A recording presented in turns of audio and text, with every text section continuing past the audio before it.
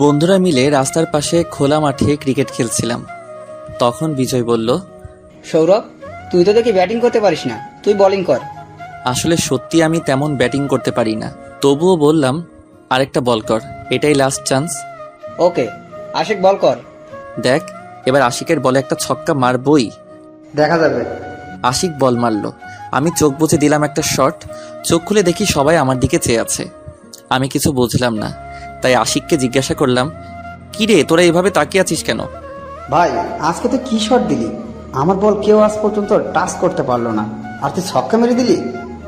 আসলে আজ পর্যন্ত আশিকের বলে কেউ 4 পর্যন্ত মারতে পারিনি। ভালো বোলিং করতে পারে আশিক, কিন্তু আজকে কিভাবে তার বল ছক্কা মারলাম নিজেও জানি না। ভাই, আমি নিজেও জানি না কিভাবে মারলাম তোর বল। চল বলটা নিয়ে আসি। বল কোথায় গিয়ে পড়েছে? ওই যে রাস্তার দিকে। চল।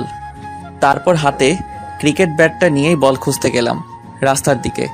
গিয়ে দেখি একটা মেয়ে বলটা হাতে নিয়ে গাড়িতে হেলান দিয়ে দাঁড়িয়ে আছে। তারপর আমি আর আশিক মেয়েটার কাছে গেলাম, গিয়ে বললাম, এই যে ম্যাডাম, বলটা দেন। তাহলে এটা তোদের বল? জি, এটা আমাদের ক্রিকেট বল। এখন দেন। দিতে পারি, একটা শর্তে। কি সত্য? এই গাড়ির গ্লাস ভেঙে গেছে তোদের ক্রিকেট বলটা লেগে, এখন এটা ঠিক করে দিতে হবে, না হলে বল পাবে না। দেখুন, আমরা তো ছোট ছোট ছেলে, আমরা এত টাকা কোথায় পাবো? আর আমরা তো ইচ্ছে করে বলটা এদিকে মারিনি। হয়েছে, আর নাকামো করতে হবে না, এই নে বলটা। আর যেন রাস্তার পাশে এরকম খেলা করতে না দেখি। আমি বলটা হাতে নিয়ে বললাম, ধন্যবাদ। ঠিক আছে, আর এই এলাকার পুলিশ স্টেশনটা কোন দিকে? আমরা তো বললাম আমরা ইচ্ছে করে বলটা মারিনি। ভয় পাস না, আমি কিছু করব না। তাহলে থানায় কেন যাবেন? আমি ট্রান্সফার হয়ে নতুন এসেছি এখানে। তার মানে আপনি পুলিশ? সত্যি কথা বলবো, ছোটবেলা থেকে আমি পুলিশকে ভয় পাই। এখন বলো কোন দিকে থানা? সোজা গিয়ে ডান দিকে যাবেন, তারপর আবার সোজা যাবেন, পরে বাঁ দিকে গেলেই পেয়ে যাবেন আপনার থানা। এত ঘুরিয়ে পেঁচিয়ে রাস্তা আমি বুঝতে পারবো না, তার চেয়ে তুই আমার সাথে চল। আমি আমি যেতে পারবো না, আমার কাজ আছে, অন্য কাউকে নিয়ে যান। গাড়িতে ওঠো। আশিক আমার কানের কাছে মুখ এনে বলল, ম্যাডামের সাথে যা, না হলে পরে আমরা এখানে আর খেলতে পারবো না। কানে কি ফিসফিস করছিস? তাড়াতাড়ি গাড়িতে উঠো। আমিও আর কিছু বললাম না, চুপ করে থাকাটাই বুদ্ধিমানের কাজ। পুলিশদের বিশ্বাস নেই, কি না কি করে তাদের কথা না শুনলে, তাই চুপচাপ গাড়িতে উঠে পড়লাম। গাড়ি আপন গতিতে চলেছে, আমি মেয়েটার পাশে চুপচাপ বসে আছি, কোনো কথাই বলছি না। আর মেয়েটা গাড়ি ড্রাইভিং করছে। নীরবতা ভেঙে মেয়েটা আমাকে জিজ্ঞেস করলো, এখনো আমাকে ভয় পাচ্ছিস? না। তাহলে চুপচাপ বসে আছিস কেন? এমনি। আচ্ছা, তোর নাম কি? সৌরভ। আর আপনার? মায়া। আচ্ছা, তুই কোন ইয়ারে? মাস্টার্স কমপ্লিট করেছি, এখন বাড়িতেই থাকি। তোর পরিবারে কে কে থাকে? মা, বাবা, বোন আর আমি। ও। এভাবে গল্প করতে করতে থানায় এসে পৌঁছালাম। তারপর আমি গাড়ি থেকে নেমে নিজের বাসার উদ্দেশ্যে হাঁটা ধরলাম। তখন মায়া ডাক দিল আর বলল, আগামীকালকে থানায় আসিস। ঠিক আছে বলে চলে আসলাম সোজা বাসায়। দরজার সামনে এসে কলিং বেল বাজালাম। মা এসে দরজা খুলে দিল। ভিতরে গিয়ে সিঁড়ি দিয়ে রুমের দিকে যাব, তখন বাবা বলল, আজকাল তো দেখি মেয়েদের সাথে ভালোই ঘোরাফেরা হচ্ছে। তেমন কিছু না, আমাদের এলাকার থানায় নতুন এসেছে তো, তাই রাস্তা দেখানোর জন্য আমাকে নিয়ে গেছিল। যা, এখন ফ্রেশ হয়ে আই, একসাথে খাবার খাবো। ওকে বাবা। তারপর রুমে এসে ওয়াশরুম থেকে ফ্রেশ হয়ে এসে খাবার টেবিলে গিয়ে খাবার খেয়ে রুমে এসে একটু ঘুম দিলাম। ঘুম ভাঙলো সন্ধ্যায়। ঘুম থেকে উঠে ফ্রেশ হয়ে রাস্তায় হাঁটতে বেরোলাম। হাঁটতে হাঁটতে বন্ধুদের আড্ডাখানায় চলে এলাম। সেখানে কিছুক্ষণ বন্ধুদের সাথে আড্ডা দিয়ে বাসার দিকে হাঁটা ধরলাম। কিছুক্ষণ যাওয়ার পর দেখি বিকালের মেয়েটা মানে মায়া কয়েকটা ছেলেকে গাড়ির সাথে বেঁধে পেটাচ্ছে। আমি তো দেখে ভয় পেয়ে গেলাম। বিকেলবেলা যখন দেখছি তখন খুব শান্তভাবে কথা বলেছে। আমি মনে করেছিলাম মেয়েটা শান্তশিষ্ট, এখন তো দেখি তার উল্টো। আজকে মাত্র এই থানায় নতুন এলো আর আজকেই পেটানো শুরু করে দিয়েছে। আর সেসব কথা না ভেবে আমি আমার মতো করে রাস্তার অন্য পাশ দিয়ে পকেটে ঢুকিয়ে মাথা নিচু করে যাচ্ছি আর সেদিকে আর চোখে তাকাচ্ছি। ছেলেগুলোকে দেখে আমার চেনা চেনা মনে হচ্ছে। আরে, এরা তো রাস্তার পাশে দাঁড়িয়ে থাকা বখাটে বা লুচ্চা ছেলে। মানে কলেজের মেয়েরা যখন রাস্তা দিয়ে যায় তখন রাস্তার পাশে দাঁড়িয়ে মেয়েদের ডিস্টার্ব করে বা খারাপ খারাপ কথা বলে। কদিন আগে আমাদের হাতেও মাইর খাইছে বিজয়ের বোনকে ডিস্টার্ব করার জন্য। মনে হয় আজকেও এরকম করেছিল, তাই উত্তম মধ্যম দিচ্ছে।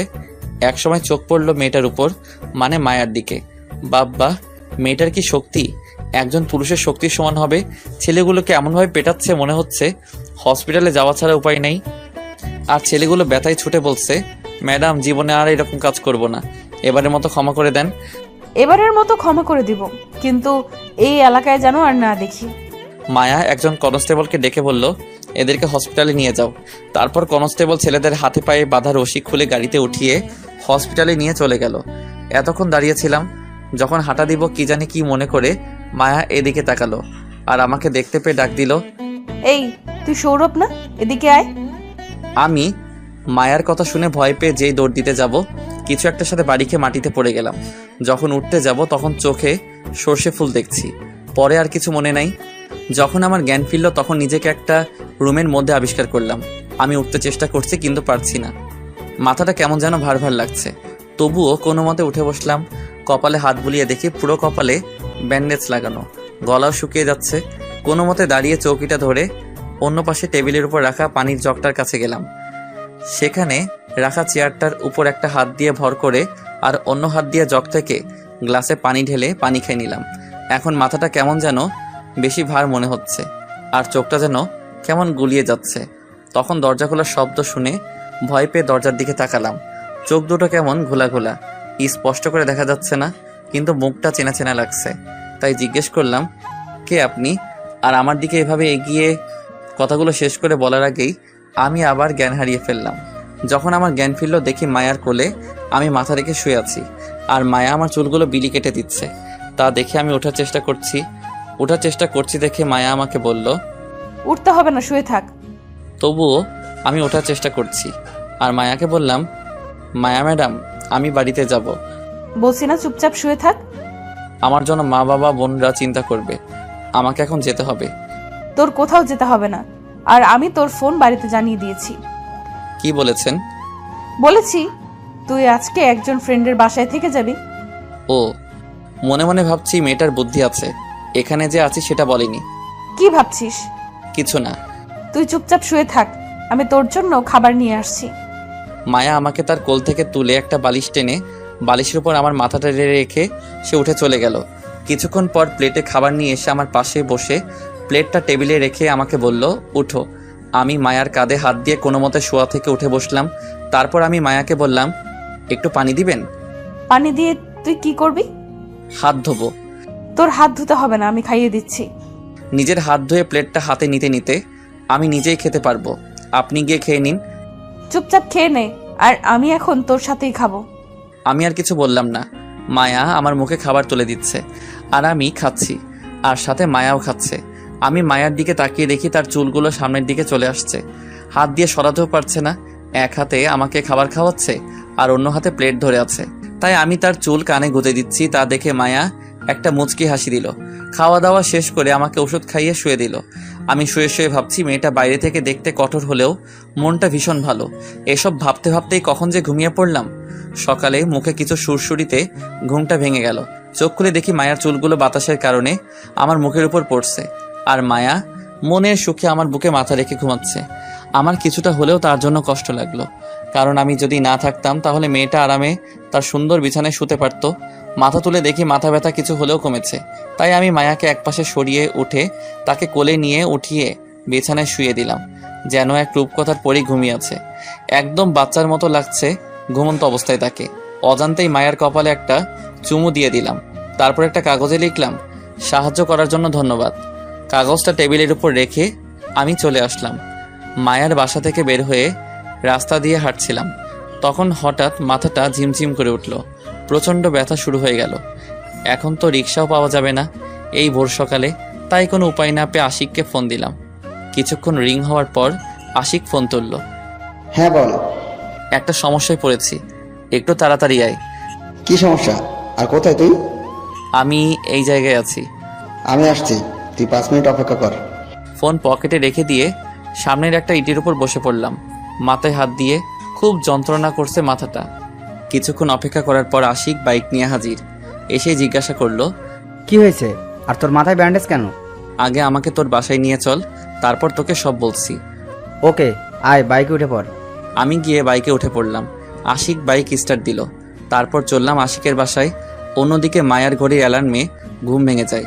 ঘুম থেকে নিজেকে বিছানায় দেখে চমকে যায় আর ভাবে, আমি তো গত রাতে মেঝেতে বসে চৌকিতে হেলান দিয়ে শুয়েছিলাম, তাহলে এখানে আমি কি করে এলাম? পরে আমার কথা মনে পড়তেই মায়ার দু চোখ আমাকে খুঁজতে লাগলো।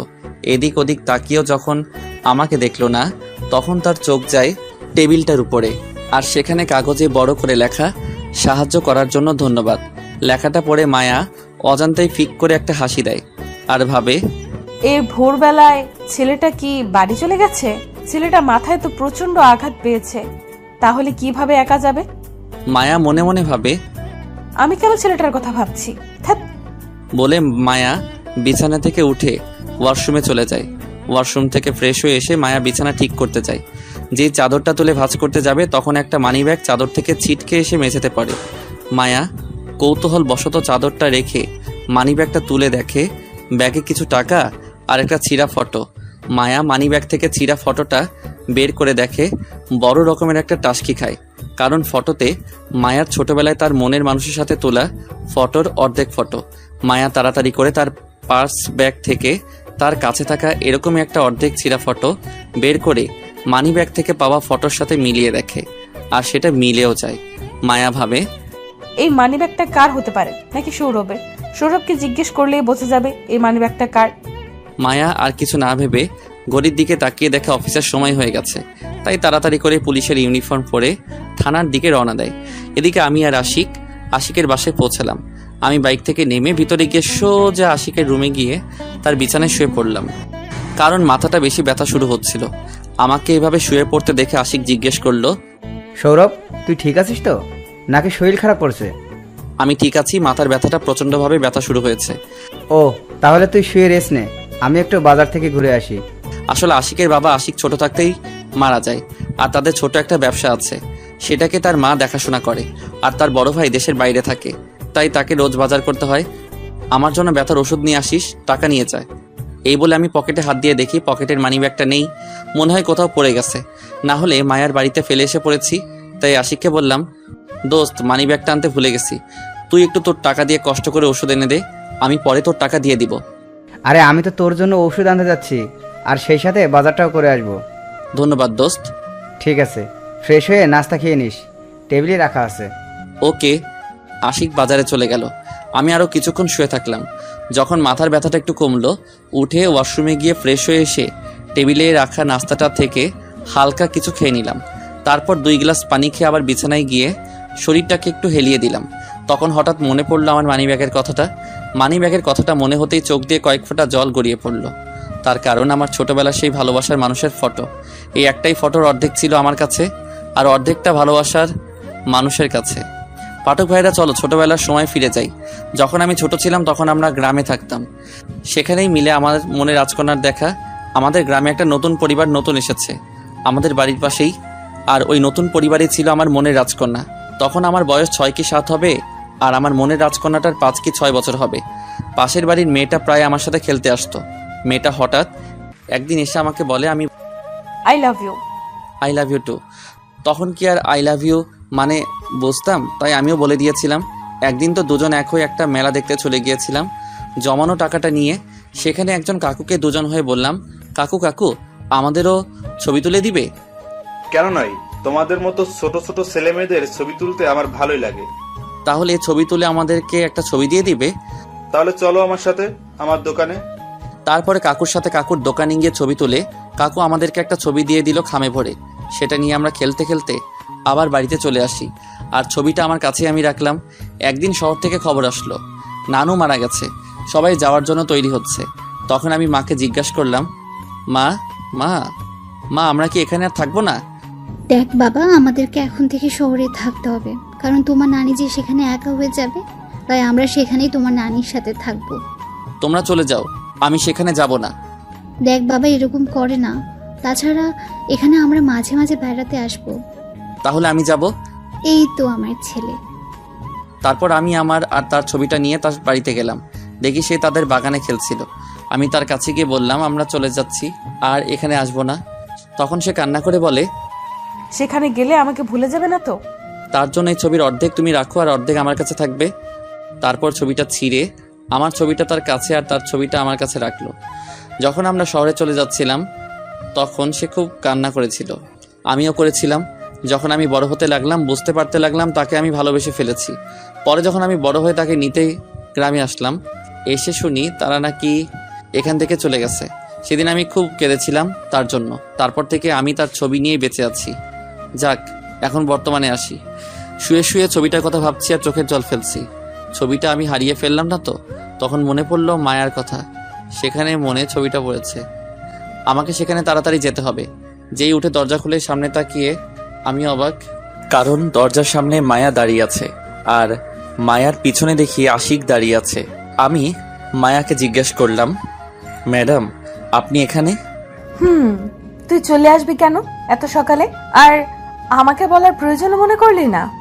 আপনি ঘুমাচ্ছিলেন তাই আর ডাকিনি। তুই দরজায় দাঁড়িয়ে আছিস কেন? ভেতরে যেতে দিবি না? ও, আমি তো ভুলেই গেছিলাম। মায়া রুমের ভিতরে গিয়ে একটা চেয়ারে বসে আর আমি আশিককে গিয়ে আস্তে করে জিজ্ঞেস করি, কোথা থেকে নিয়ে আসলি? বাজারে দেখা হয়েছিল আর আমাকে জিজ্ঞেস করে সৌরভ কোথায়, দেখেছে কিনা। তাই আমি বললাম সৌরভ তো আমাদের বাড়িতেই আছে। তারপর তো আমার সাথেই এলো। ও, ওখানে কি ফিসফিস করছিস তোরা? কিছু না। তাহলে এদিকে আয়। তখন আশিক বলল, তোরা গল্প কর, আমি বাজারগুলো দিয়ে আসি। বাজার থেকে সোজা রুমে এসেছিল তাই। এই বলে আশিক নিচে চলে গেল। আমি বিছানায় গিয়ে বসলাম। তখন মায়া জিজ্ঞাসা করলো, ওষুধ খেয়েছিস? না। মাথা ব্যথা কি কমেছে? কিছুটা কমেছে। এই নে ওষুধগুলো খেয়ে নে। মিথ্যে বললাম, অথচ ব্যথা এখনো আছে। তার পার্শ্ব ব্যাগ থেকে কিছু ট্যাবলেট বের করে আমার হাতে দিতে দিতে আমিও কিছু বললাম না, কারণ মাথা ব্যথাটা বেড়েই চলেছে। তাই ট্যাবলেটগুলো নিয়ে খেয়ে নিলাম। তারপর মায়াকে বললাম, ধন্যবাদ। কিসের জন্য? এত কিছু সাহায্য করার জন্য। আর এই নাও মানি ব্যাগ। পার্স থেকে বের করে আমার হাতে দিয়ে, কোথায় পেলেন এটা? আমার বাড়িতে তোর পকেট থেকে পড়ে গিয়েছিল মনে হয়, তাই দিতে এলাম। জানেন, এই মানি ব্যাগটাই আমি খুঁজতে যাচ্ছিলাম, আপনারা তার আগে চলে এলেন। তা কি আছে এই মানি ব্যাগে যে এই হারিয়ে যাওয়া ব্যাগটা খুঁজেছিস? আমার ছোটবেলার ভালোবাসা। এই মানি ব্যাগে আমার মনে রাজকন্যার ছবি আছে, কিন্তু সে ছোটবেলায় হারিয়ে গিয়েছে। তাই তার এই ছবিটা নিয়েই বেঁচে আছি। আমি তো তোমার মনের রাজকন্যা। কিছু বললেন? কিছু না। তাহলে এখন আমি যাই, থানায় যেতে হবে তো। আর তোর নাম্বারটা দে। ফোন নাম্বার দিয়ে কি করবেন? তাতে ফোন দিব। ও, এই নেন 0194। তারপর মায়া চলে গেল আর আমি একটু ঘুমানোর চেষ্টা করছি। কি করব, মাথা ব্যথায় ঘুমিয়ে আসছে না। কিছুক্ষণ পর আশিক রুমে এলো আর বলল, আঙ্কেল আন্টি ফোন করেছিল। কি বলেছি পরে? বলেছি সৌরভ আমার বাসায় আছে আর বিকেলে বাড়ি চলে যাবে। খুব ভালো করেছিস। আর মেয়েটা কেন এসেছিল? আমি তারপর আশিককে শুরু থেকে শেষ পর্যন্ত বললাম। এসব শুনে আশিক আমার দিকে হা করে তাকিয়ে আছে। এভাবে তাকিয়ে থাকিস না, মুখে মাছি ঢুকে যাবে। এসব কিছু হয়ে গেল আর আমাকে কিছু বললি না? সময় পাইনি। এখন একটু রেস্ট নে, বিকেলে চলে যাবি না। আচ্ছা। তারপর আমি ওষুধ খেয়ে শুয়ে পড়লাম। ঘুম ভাঙলো আশিকের ডাকে। সৌরভ, এই সৌরভ, উঠে পড়, অনেক বেলা হলো, খাবার খেয়ে নে। আমি উঠে ফ্রেশ হয়ে খাবার খেয়ে নিলাম। মাথাটার ব্যথা কমে গেছে এখন। তাই আশিককে বললাম, দোস্ত তুই না থাকলে কি যে হতো। থ্যাঙ্কস দোস্ত। কমেছে মাথা ব্যথাটা? কমে গেছে দোস্ত। এখন বাড়ি চলে যাই, পরে আবার মা বাবারা আমার জন্য চিন্তা করবে। চল, আমি তোকে বাইকে করে বাসায় দিয়ে আসি। ঠিক আছে। তারপর আমি আশিকের সাথে বাইকে করে বাসায় চলে এলাম। আমি বাইক থেকে নেমে আশিককে বললাম, ভিতরে আয়, চা খেয়ে যাবি? না দোস্ত, আজকে থাক, অন্য একদিন আসবো, তুই এখন রেস্ট নে। এই বলে আশিক চলে গেল। বাসার দরজার কাছে গিয়ে কলিং বেল বাজালাম। মা এসে দরজা খুলে দিল আর আমাকে দেখে জিজ্ঞেস করলো, তোর মাথায় কি হয়েছে? ব্যান্ডেজ কেন? তেমন কিছু না, ওই একটু পড়ে গিয়ে কেটে গেছে। দেখে চলতে পারিস না? আয় ভেতরে আয়। আমি ভিতরে গিয়ে ওয়াশরুম থেকে ফ্রেশ হয়ে নিলাম। তারপর রুমে গিয়ে বিছানায় শরীরটা একটু এলিয়ে দিলাম আর হাতে ফোনটা নিয়ে একটু ফেসবুকে ঢুকলাম। অনেক দিন ধরে ফেসবুকে ঢোকা হয় নাই। নোটিফিকেশন চেক করছিলাম, তখন দেখি আমার ছবিতে কেউ কমেন্ট করেছে। আইডির নাম ছোটবেলার ভালোবাসা। কমেন্ট বক্সে ঢুকে দেখি ওই আইডি থেকে লিখেছে সো সুইট জানো। আমি তো দেখে অবাক, এটা আবার কে হতে পারে যে আমাকে জানু বলছে? আইডির প্রোফাইল চেক করে দেখি আইডিটা কোনো মেয়ের আইডি। আমি রিপ্লাই দিলাম, কে আপনার জানু? আর আপনি কি আমাকে চিনেন নাকি? এটা লিখেই ফেসবুক থেকে বের হয়ে গেলাম। শুয়ে শুয়ে ছোটবেলার আমার মনের রাজকন্যার ছবিটা মানিব্যাগ থেকে বের করে দেখছিলাম। তখন মা আমার রুমে এসে বলল, খেতে আয়। আমি ছবিটা হাতে নিয়ে বললাম, মা আমি আশিকদের ওখানে খেয়ে এসেছি। ও, আরেকটা কথা, সন্ধ্যে একটু বাজারে যেতে পারবি? তুমি বাজারের লিস্টটা রেডি করে রেখো। ওকে। তারপর মা চলে গেল। আমি আবার আমার মনের রাজকন্যাটার ছবির দিকে তাকিয়ে ভাবছি, কোথায় হারিয়ে গেলে তুমি? তোমাকে আমি কিভাবে খুঁজবো? এসব ভাবতেই চোখ থেকে কয়েক ফোঁটা জল গড়িয়ে পড়ল। তখন পাশে থাকা ফোনটা বেজে উঠল। ফোনটা তুলে দেখে অচেনা নাম্বার, তাই রিসিভ করলাম না। বারবার কল করছে, তাই বাধ্য হয়ে কলটা রিসিভ করলাম। হ্যালো সৌরভ, জি, আপনি কে? আর আমাকে কিভাবে চেনেন? আমি মায়া। এবার চিনতে পারছিস? কেন ফোন করেছেন? কি করছিস এখন? শুয়ে আছি। আপনি? এখনো থানায় আছি। ভাত খেয়েছিস? আপনি? আর শোন, আগামীকাল সকালে থানায় আসিস। কেন? আমি কি কিছু করেছি? না, তোকে একটু দরকার আছে। ঠিক আছে। এই বলে ফোনটা কেটে দিলাম। তারপর হাতে থাকা ছবিটা আমার মানিব্যাগে রেখে বিছানা থেকে উঠে ফ্রেশ হয়ে ড্রয়িং রুমে গেলাম। দেখি মা একা বসে বসে টিভি দেখছে। আমি মাকে জিজ্ঞাসা করলাম, মা বাবা কোথাও গেছে নাকি? মনে হয় পাশের বাড়িতে গেছে কিছু বই আনার জন্য। ও, মা একটু খাবার বেড়ে দাও তো, খিদা লাগতেছে। তুই বস, আমি খাবার নিয়ে আসছি। মা বসা থেকে উঠে খাবার টেবিলে গিয়ে প্লেটে খাবার বেড়ে আনলো। আমার পাশে বসে আমার মুখের দিকে খাবার তুলে বলল, খেয়ে নে। আমিও ভালো ছেলের মতো খেতে লাগলাম। মা ভাত খাওয়াচ্ছে আর আমি খাচ্ছি। আসলে জানেন পাঠক ভাইরা, মায়ের মতো করে কেউ আপনাকে ভালোবাসবে না। সব সময় সন্তানের ভালো মন্দ সব দিক থেকেই খেয়াল রাখে। আপনি যখন কোনো গোপন কিছু মায়ের সামনে লুকাবেন, মা ঠিক সেটা বুঝে ফেলবে। আর আপনার চেহারা দেখে বুঝে ফেলবে আপনি কষ্টে আছেন নাকি ভালো। শুধু মায়েরাই বুঝে সন্তানদের কষ্ট। এর জন্যই বলি, মায়েদের মন সবার থেকে আলাদা। যাক, এবার গল্পে আসি। আমার চোখ দিয়ে জল গড়িয়ে পড়ল। তাদেরকে দেখে মা জিজ্ঞেস করলো, কাঁদছিস কেন? তোমার মতো কেউ হয় না মা। এই পৃথিবীতে তুমি সবসময় সন্তানের পাশে থাকো। এই জন্য আবার কাঁদতে হয়? এখন ছাড়, খাবারটা খেয়ে নে। তারপর খাওয়া শেষ করে মাকে বললাম, দাও লিস্টটা, বাজারে যাব। মা বাজারের লিস্টটা ও টাকা দিল। সেটা নিয়ে আমি বাজারে গেলাম। বাজারে গিয়ে লিস্টে যা কিছু ছিল সব নিয়ে নিলাম। বাজার থেকে যখন ফিরছিলাম তখন পিছন থেকে কেউ ডাকছিল, তাই পিছনে ঘুরে দেখি দিয়া। একই সাথে কলেজে পড়েছিলাম, সেই থেকে আমাকে চিনে। দিয়া আমার কাছে এসে জিজ্ঞাসা করলো, কেমন আছিস সৌরভ? এই তো ভালোই, তুই? ভালো। কোথায় গিয়েছিলি, বাজারে নাকি? তোর অবস্থা কি? কোনো চাকরি টাকরি পেয়েছিস? না, এখনো পাইনি। তুই? না, চলো হাঁটতে হাঁটতে কথা বলি। চল। তারপর দুজন গল্প করতে করতে হাঁটছি। কিছু দূর যাওয়ার পর সামনে তাকিয়ে দেখি মায়া জিপ গাড়ি নিয়ে দাঁড়িয়ে আছে। তাকে দেখে আমি তো ভয় শেষ। আসলে পুলিশরা সন্ধ্যায় বা যে কোনো সময় একটা ছেলে একটা মেয়ে রাস্তায় দেখলেই ভাবে ছেলেরা মেয়েদের ডিস্টার্ব করছে। আমি দিয়াকে বললাম, তাহলে আজ যাই, পরে আবার দেখা হলে জমি আড্ডা দিব। এখন তাড়াতাড়ি যেতে হবে, মা আমার জন্য অপেক্ষা করছে, মনে হয় রান্না করার জন্য। ঠিক আছে, বাই, আবার দেখা হবে।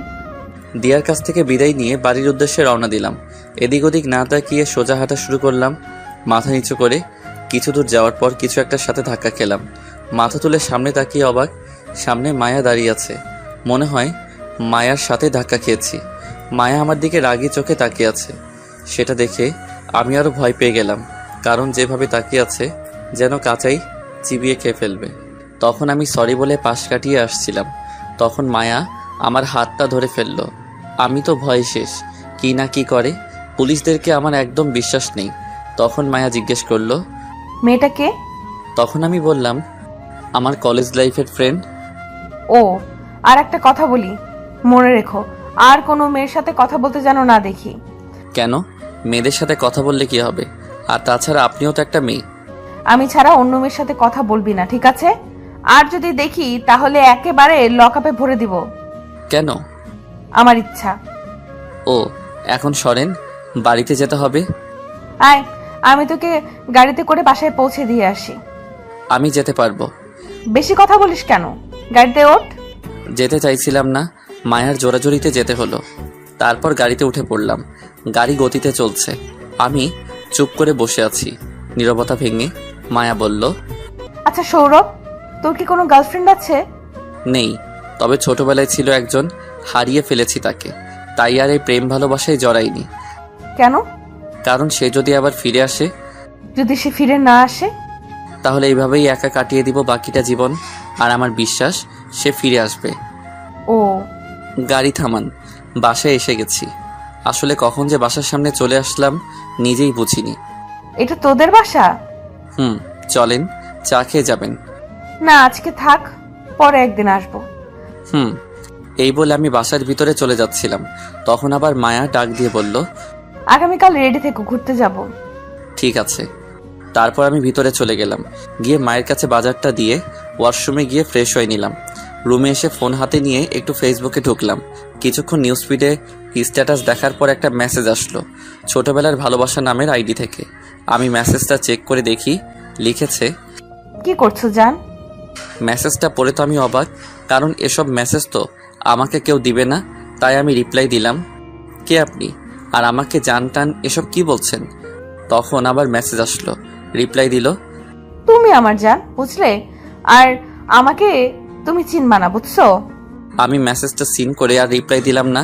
রিপ্লাই দিলেই যত জান টান, বাবু সোনা, তামা, লোহা ইত্যাদি বলবে। তার চেয়ে বরং রিপ্লাই না দিলেই ভালো। তারপর ফেসবুক থেকে বের হলাম। কিছুই ভালো লাগছে না। যা বিজয়কে ফোন দিয়ে দেখি। বিজয়কে ফোন দিলাম। রিং হওয়ার কিছুক্ষণ পর রিসিভ করলো। কি করছিস? এই তো এখন মাত্র খাবার খেয়ে আসলাম। তুই কি করছিস? এই তো শুয়ে আছি। শোন, আগামীকালকে জনি মামার দোকানে চলে আসিস, কথা আছে। ঠিক আছে, আশিকদেরও বলে দিস। Okay, good night. To you. ফোনটা রেখে একটা রবীন্দ্রনাথের গল্পের বই পড়ছিলাম। মা এসে খাওয়ার জন্য ডেকে গেল। আমি বিছানা থেকে উঠে ডাইনিং টেবিলে গেলাম। দেখি আজকে পোলাও করেছে। আহা কি শান্তি, আজকে পেট ভরে খাবো। এই যে পাঠকরা, আমাকে পেটুক ভাববেন না, খেতে চাইলে চলে আসেন। ও, আপনারা তো আমার বাসার ঠিকানা জানেন না। ঠিক আছে, কোনো ব্যাপার না, এখন তো ডিজিটাল যুগ। আমি আপনাদের জন্য বিকাশে পাঠিয়ে দিব, কেমন? আম্মু, আজকে পোলাও রান্না করেছো? সাথে গরুর মাংস। মা, আমার তো গন্ধগুলো শুকেই জিভে জল চলে আসছে, তাড়াতাড়ি দাও। দেখ পাগল ছেলের কারবার, হাত ধুয়ে নে, আমি খাবার বেড়ে দিচ্ছি। আমি হাত ধুয়ে নিলাম। আমি মাকে জিজ্ঞেস করলাম, মা, বাবা কোথায়? আজকে একসাথে খাবো। তখন বোন সাথে ছিল আর বলল, ওয়াশরুমে গেছে, চলে আসবে এক্ষুনি। বলতে না বলতেই বাবা হাজির। তখন বাবা বলল, কি কথা হচ্ছে শুনি মাসেলের? কিছু না। মা খাবার বেড়ে দিল, সবাই মিলে খাচ্ছি। একসময় বাবা বলল, সৌরভের মা, আজকে রান্নাটা কিন্তু একদম টেস্টি হয়েছে। কি বলিস সৌরভ? মা আজকে যা রেঁধেছে না, কি বলবো, তোমার রান্নার তুলনা হয় না। হয়েছে হয়েছে, আর পাম দিতে হবে না, চুপচাপ খেয়ে নে। আজকে যদি এখানে নিঝুম থাকতো তাহলে আরো ভালো হতো। ও, আপনাদের তো বলাই হয়নি আমার বোনের নাম। কোনো ব্যাপার নয়, এখন বলছি। বোনের নাম নিঝুম, হোস্টেলে থাকে, ছোট থেকেই হোস্টেলে থাকে। আমি মাসে মাসেই যাই তাকে দেখতে। সেও আসে যখন কলেজ ছুটি হয়, প্রতিদিনই ফোন করে। খুব মজা হতো। হ্যাঁ, কেমন আছে, ঠিকমতো খায় কিনা কে জানে। মা তুমি চিন্তা করো না তো, নিঝুম ঠিকই আছে। তাছাড়া আর কয়েকদিন পরই তো তাদের কলেজ ছুটি হবে। ও, তার ছুটি হলে তাকে নিয়ে আসিস, কতদিন ধরে দেখি না। কলেজ ছুটি হলে সৌরভ নিয়ে আসবো নে। এখন খাও তো। ঠিক আছে মা, মাংসের ঝোলটা একটু দাও তো। প্লেটটা এদিকে দে। তোমারও কি কিছু লাগবে? পোলাওটা একটু দাও। এই নাও। তারপর খাওয়া দাওয়া শেষ করলাম। শেষ করে ড্রয়িং রুমে এসে সোফায় বসলাম। টিভি দেখতে লাগলাম। টিভিতে সিআইডি দেখছি, আমার ভালোই লাগে। আর মাঝে মাঝে পোগো চ্যানেলে একটা কার্টুন হয়, টিটো। খুব মজার একটা ছোট ছেলের মাথায় এত বুদ্ধি। তবে এখন সিআইডি দেখছি। যখন নিঝুম আসে তখন আর এসব দেখা হয় না, কারণ রিমোট তার কাছে থাকে। আর আপনারা জানেনই তো, মেয়েদের সিরিয়াল দেখা নেশা। কি কি চ্যানেল জানি আছে। ও মনে পড়েছে, স্টার জলসা, কালার্স বাংলা, জি টিভি। আমার তো মাঝে মাঝে ইচ্ছা এই চ্যানেলটা কেন যে দিয়েছে, যারা দিয়েছে তাদেরকে গিয়ে ধরে পুষটাই। কি একটা চ্যানেল, দিন নাই রাত নাই, সিরিয়াল চলে। কিছুক্ষণ টিভি দেখার পর রুমে গেলাম, খুব ঘুম পাচ্ছিল। রুমে গিয়ে ফোনটা হাতে নিয়ে দেখি মায়া ফোন দিয়েছে। আমি কল ব্যাক করতে যাব, তখন আবার কল আসলো, রিসিভ করলাম। হ্যালো, আপনি যে নাম্বারে ফোন করেছেন তা এখন ব্যস্ত আছে। আজকে মনটা ফুরফুরে, তাই একটু মজা করে বললাম। তাছাড়াও আজকে কেন জানি তার সাথে মজা করতে মন চাচ্ছে। মজা করবি না আমার সাথে? কেন, আপনি কি পাগল যে আপনার সাথে মজা করব? এটা আমি কি বললাম? জিভে কামড় কাটলাম। কি, তুই আমাকে পাগল বললি? এই যা, এ তো দেখি রেগে যাচ্ছে। এখন কি করি? পুলিশ তো পাগলই, সারাদিন অন্যের পিছনে দৌড়ায়। এই যা, কি বলতে গিয়ে কি বলে ফেলেছি। কি বললি তুই? অন্যের পেছনে সারাদিন দৌড়ায়, তাই না? এখন থেকে তোর পেছনে লেগে থাকবো। না মানে আমি বলতেছিলাম পুলিশরা আসামিদের পিছনেই দৌড়ায়। এখন পাম মারা হচ্ছে? পাম কেন মারতে যাব? আগামীকাল থেকে তোর পেছনেই লাগবো, দেখে নিস। আমি তো মজা টুট টুট করে ফোনটা কেটে দিল। একরাশ ভয় নিয়ে শুয়ে পড়লাম, কারণ যেভাবে রেগে কথা বলছে, আগামীকাল কি না কি করে। আগামীকাল সত্যি কি আমার পিছনে লাগবে? যদি লাগে আমার তো জীবনটাই তামা তামা হয়ে যাবে। এসব ভাবতে ভাবতে ঘুমিয়ে পড়লাম। সকালে মায়ের ডাকে ঘুম ভেঙে গেল। ঘুম থেকে উঠে ফ্রেশ হয়ে হালকা কিছু নাস্তা করে বিজয়ের সাথে দেখা করতে গেলাম। বাসা থেকে বের হয়ে রাস্তা দিয়ে যাচ্ছি, তখন দেখি মায়া জিপ নিয়ে দাঁড়িয়ে আছে। আমি দেখেও না দেখার মতো করে চলে আসলাম। কিছু দূর যাওয়ার পর পিছনে তাকিয়ে দেখি মায়া জিপ নিয়ে আমার পিছনেই আসছে। মনে মনে ভাবছি, সত্যি মনে হয় আমার পিছনে লাগছে। গতকাল কেন যে ওই কথা বলতে গেলাম, শালা এখন নিজের কথাই নিজে ফেঁসে গেছি। আমি সেদিকে পাত্তা না দিয়ে আমার গন্তব্যের দিকে এগিয়ে চলছি। আমি বিজয়ের দেওয়ার ঠিকানায় গেলাম, দেখি আশিকরাও এসেছে। আমি তাদের জিজ্ঞেস করলাম, কি কেন ডেকেছি সেখানে? না মানে তোদের একটু হেল্প দরকার, তাই তোদের এখানে ডেকেছি। কিসের জন্য হেল্প লাগবে তোর আবার? নাকি কোনো সমস্যায় পড়েছিস? না তেমন কিছু না, শুধু ওই আর কি। কি ওই ওই করছিস, ভালো করে বল। না মানে আমি একটা মেয়েকে ভালোবাসি, কিন্তু মেয়েটা জানে না, তো তাকে কিভাবে আমার ভালোবাসার কথা বলবো। আরে মামা, তুই আবার কোন মেয়ে প্রেমে পড়লি? ওই যে আমাদের কলেজের প্রিন্সিপালের মেয়ে আছে না, সে। আরে তুই প্রিয়ার কথা বলছিস? হুম। আর কোনো মেয়ে পেলি না তুই? তাকেই তোর পছন্দ হলো? আসলে মেয়েটা আমাদের সাথেই পড়তো একই কলেজে। আর একটা বিষয়, মেয়েটা প্রিন্সিপালের মেয়ে। মেয়েটা খুব ভালো, কিন্তু ওই প্রিন্সিপালটাই যত খিটখিটে স্বভাবের, আর রাগীও বটে। একবার তো প্রিয়াকে কে যেন ডিস্টার্ব করেছিল। ছেলেটাকে একেবারে কলেজ থেকে বের করে দিয়েছে। ছেলেটা হাতে পায়ে ধরেও ছাড় পেল না। যাক, সেসব কথা পরে গল্পে আসি। মনে হয় বেচারা মরা শখ হয়েছে। এই বলে সবাই হেসে দিল। আমি বললাম, এই তোরা থাম, কিভাবে বিজয়কে হেল্প করা যায় চিন্তা কর। আমার কথা শুনে সবাই চুপ হয়ে গেল। তখন আশিক বলল, আমার মাথায় একটা বুদ্ধি এসেছে। কি? বলে ফেল দেখি। যখন প্রিয়া এই রাস্তা দিয়ে যায় তখন সামনে গিয়ে বলে দিবি, আমি তোকে ভালোবাসি। আইডিয়াটা কেমন দিলাম? ভালোই দিয়েছিস। হঠাৎ চোখ গেল রাস্তার দিকে, দেখি প্রিয়া আর তার বান্ধবীদের সাথে কোথায় যেন যাচ্ছে। তা দেখে আমি বিজয়কে বললাম, বিজয় দেখ সামনে। কি? প্রিয়া। কোথায়? ওই যে সামনে। তারপর বিজয় সামনে তাকিয়ে প্রিয়াকে দেখে, তারপর আমাকে বলে, সৌরভ গিয়ে বলে দে না আমি যে তাকে ভালোবাসি। তুই ভালোবাসিস আর আমি গিয়ে বলবো আমি পারবো না, তুই যা। জানা দোস্ত, তুই যা চাইবি তাই দিব, প্লিজ দোস্ত। ঠিক আছে, কিন্তু যা চাইবো দিতে হবে কিন্তু। ওকে। তারপর আমি প্রিয়ার কাছে গেলাম। আমাকে দেখে প্রিয়া জিজ্ঞেস করলো, আরে শৌফিক, কেমন আছিস? ভালোই, তুই? ভালো। কোথাও যাচ্ছিস নাকি? বান্ধবীদের সাথে একটু ঘুরতে বেরিয়েছি। ও প্রিয়া, তোর সাথে কিছু কথা ছিল, একটু সাইডে আয় তো। তার বান্ধবীদের থেকে কিছু দূরে এসে বলল, কি বলবি বল। আসলে হয়েছে কি, বিজয় নাকি তোকে ভালোবাসে। এই কথাটা বিজয় বলতে বলল, তাই তোকে বললাম। তাই নাকি? সে কোথায়? ওইদিকে। এই, তোরা এখানে একটু থাক, আমি আসছি। তারপর আমাকে সাথে নিয়ে বিজয়ের কাছে গেল। রাস্তা পার হওয়ার সময় কিছু দূরে দেখি মায়া গাড়ি নিয়ে দাঁড়িয়ে আছে, আর আমার দিকে রাগী চোখে তাকিয়ে আছে। কি জানি কেন এরকম ভাবে তাকিয়ে আছে কে জানে। অবশেষে রাস্তা পার হলাম। প্রিয়া বিজয়ের কাছে গিয়ে একটা ঠাস করে চড় মারল। আমরা তো দেখে অবাক, কেন চড় মারল আর এদিকে বেচারা বিজয় গালে হাত দিয়ে প্রিয়াকে জিজ্ঞেস করলো, মারলে কেন? কেন বাবু, ভালো লাগেনি? না। ওই শালা, তুই আমাকে ভালোবাসিস, তুই নিজে না গিয়ে অন্যকে পাঠাস কেন?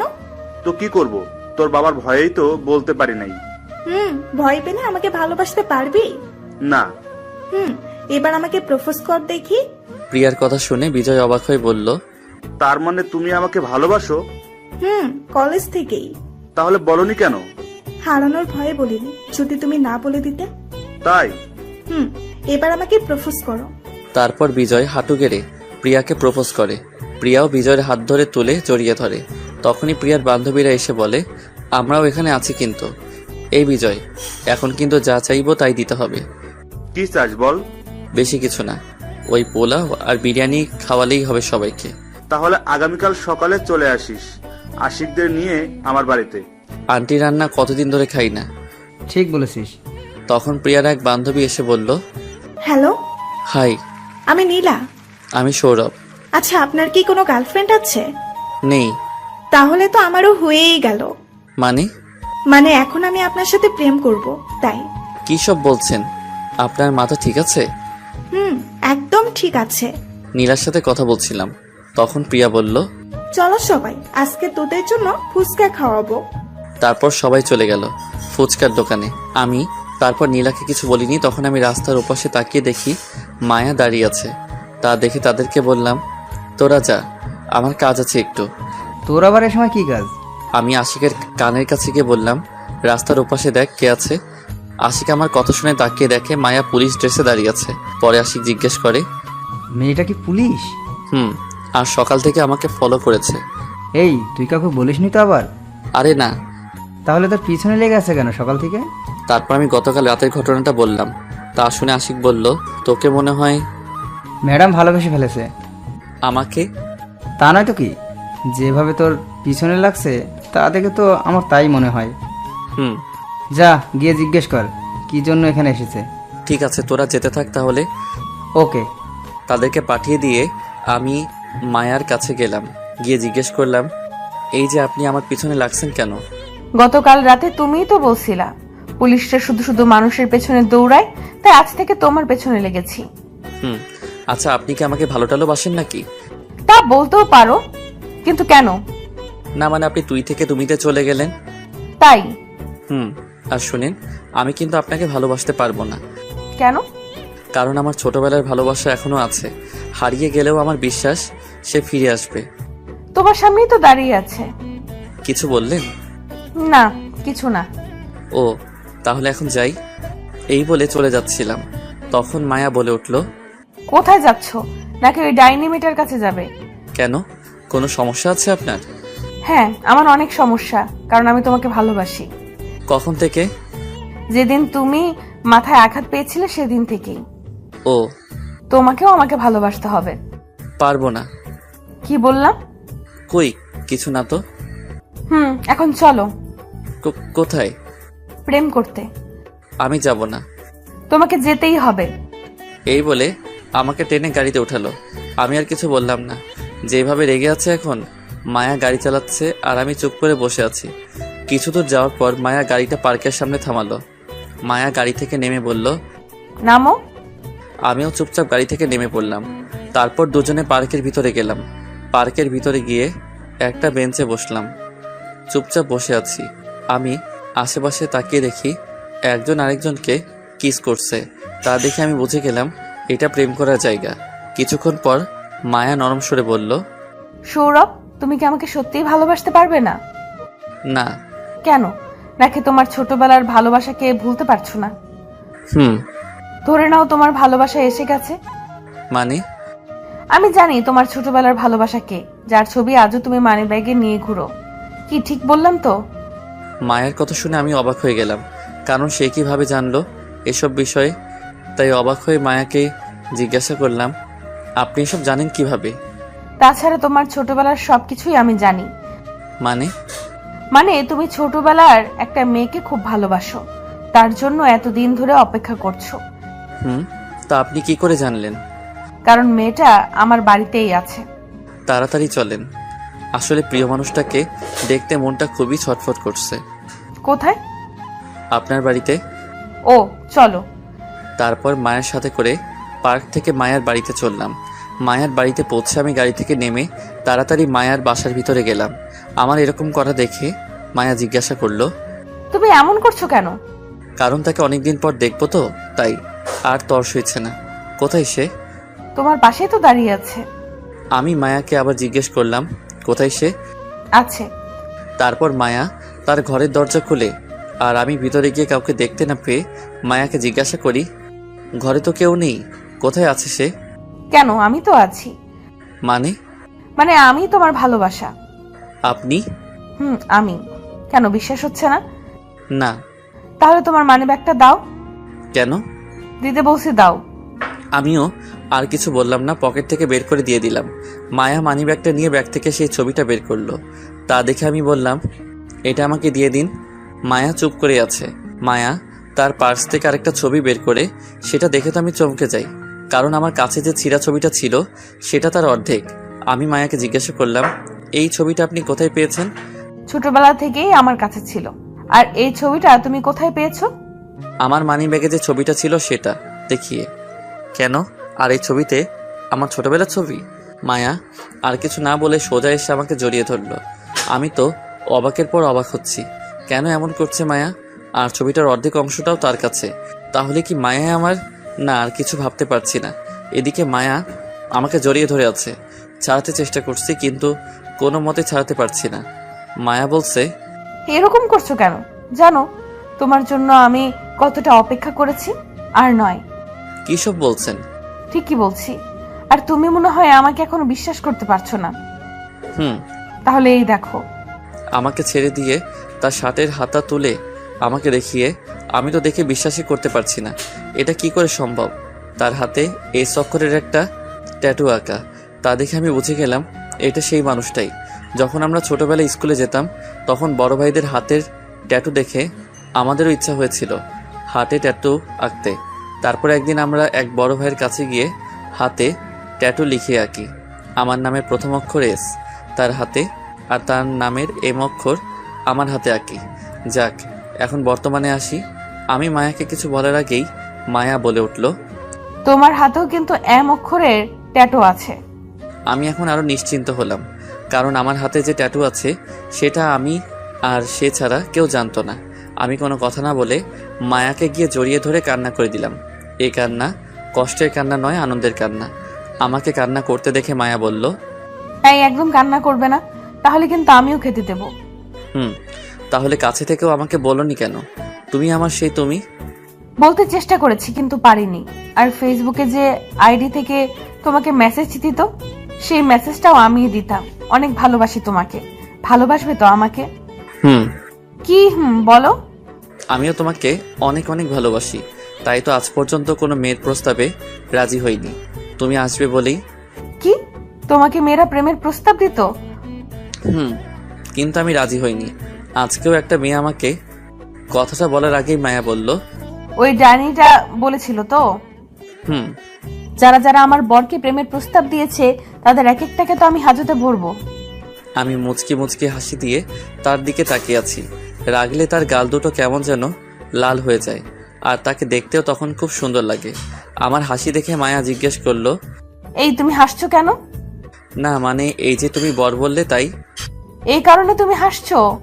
তাছাড়া তুমি তো আমার বরই হবে, তাই না? হব? আমি তো বিয়ে করে ফেলেছি, তাহলে কিভাবে তোমার বর হব? তো তুমি বিয়ে করেছো? এই যা, মনে হয় কান্না করে দিবে। আমি তাকে কাছে টেনে এনে বললাম, তুমি কান্না করছো কেন? মায়া নিজেকে ছাড়াতে ছাড়াতে বলল, ছাড় আমাকে, ছাড়। তুমি এখন অন্য কারো। আমি আর কিছু না বলে দুহাত দিয়ে মায়াকে জড়িয়ে ধরে তার গোলাপি মিষ্টি ঠোঁটে আমার ঠোঁট ডুবিয়ে দিলাম। আহা, সে কি ফিলিংস বলে বোঝাতে পারবো না। এদিকে মায়া ছুটার জন্য আমার বুকে কিল ঘুষি দিতে লাগলো। আমিও কি ছাড়ার পাত্র? অবশেষে না পেরে চুপ করে রইল। প্রায় 10 মিনিট পর ছেড়ে দিলাম। দুজনেই হাঁপাচ্ছি। এক পর্যায়ে মায়া বলল, তুমি এটা কি করলে? কই কি করছি? তুমি আমাকে কিস করলে। হবু বউকে কিস করবো না তো কাকে করবো শুনি? কে তোমার বউ? আর তুমি তো বিয়ে করেছো, তোমার বউকেই গিয়ে কিস করো, আমাকে করছো কেন? আমি তাকে শক্ত করে জড়িয়ে ধরে বললাম, আমি তো শুধু তোমাকে রাগানোর জন্য মিথ্যে বলেছিলাম, আর তুমি সেই সিরিয়াসভাবে নিলে? তোমাকে ছাড়া আমি কি কাউকে বিয়ে করতে পারি? আমাকে রাগাতে খুব ভালো লাগে, তাই না? তোমাকে রাখতে দেখলে খুব সুন্দর লাগে। তাই? হুম। খুব ভালোবাসবে তো আমায়? অনেক অনেক ভালোবাসবো। এইভাবে আমাদের হারিয়ে যাওয়া প্রেম ফিরে এলো, আর আমাদের প্রেম শুরু হয়ে গেল 1 মাস পর। আজ আমার আর মায়ার বিয়ে। বিয়েটা পারিবারিকভাবেই হচ্ছে। 2 পরিবারের খুশিতেই আমাদের বিয়ে হচ্ছে। ছেলেপুলেরা দৌড়াদৌড়ি করছে। আমি বসে আছি আমার রুমে। সকাল থেকে মায়াকে দেখেনি, তাই তাকে দেখতে মনটা ছটফট করছে। কি করব বল, ভাবিরা তার কাছে যেতেই দেয় না। কিছুক্ষণ পর বাবা রুমে এসে আমাকে ডাক দিয়ে গেল। স্টেজে যেতে কাজী নাকি এসে গেছে। আমি রুম থেকে বের হয়ে স্টেজে গিয়ে বসলাম। একা একা বসে আছি। শালার বন্ধুগুলোকে দেখি বসে ময়দা মাখা সুন্দরী মেয়ে দেখছে। আমার বউকে আবার বলিনি, কিন্তু আমার বউ যথেষ্ট সুন্দরী আছে, ময়দা মাখার দরকারই নেই। এই কথা পাঠক ভাইয়েরা আমার বউকে বলবেন না আবার। কিছুক্ষণ পর মায়াকে আমার পাশে বসিয়ে দিল, আর কাজী বিয়ের কাজটা শুরু করে দিল। অবশেষে বিয়ের কাজ সম্পূর্ণ হলো। এখন প্রায় রাত 10টা বাজে, আর আমি বাথরুমের দরজার সামনে দাঁড়িয়ে আছি। আমাকে দরজার সামনে দাঁড়িয়ে থাকতে দেখে ভাবিরা জোর করে আমাকে রুমের ভিতরে ঢুকিয়ে দিয়ে দরজাটা বাইরে থেকে বন্ধ করে দিল। রুমের ভিতরে গিয়ে বিছানার কাছে গেলাম। দেখি মায়া ইয়া বড় লম্বা ঘোমটা দিয়ে বসে আছে। আমি ঘোমটা তুলে তাকে দেখে আবার ক্রাশ খাইলাম আর কি। তারপর মায়াকে বললাম, চলো বাসর করি আমরা। আমার এই কথাটা হঠাৎ বলাতে মায়া চমকে উঠে বলল, সবার সামনে? কেউ তো নেই। নেই মানে? তোমার পাঠকরা তো দেখছে, তাদের সামনে আমার লজ্জা করে না বুঝি? ওরে আমার লজ্জাপতি বউরে। এই যে পাঠক ভাইয়েরা, আপনারা এখন আসতে পারেন। অনেক পড়েছেন, অন্য একদিন পড়ে নেবেন। এখন দেখছেন না আমার লজ্জাপতি বউটা কত কত লজ্জা পাচ্ছে। এই আমি পাঠকদেরকে তাড়িয়ে দিয়েছি, এখন তো শুরু করি। লাইটটা অফ করে দাও। তারপর লাইট অফ, দুজনে মিলে এখন বাসর করতে হবে। এই পাঠক ভাইরা, এখন আপনারা জাননি আপনাদের মা বাবা আপনাদের জন্য চিন্তা করবে তো। এইভাবেই শুরু হলো এই গল্পের আমাদের সুখের সংসার জীবন। ভালোভাবে যেন কাটে তাদের এই সুখের জীবনটা। আজ এখানেই শেষ করছি এই গল্পের এই পর্ব। দেখা হবে আবার কোনো গল্প নিয়ে।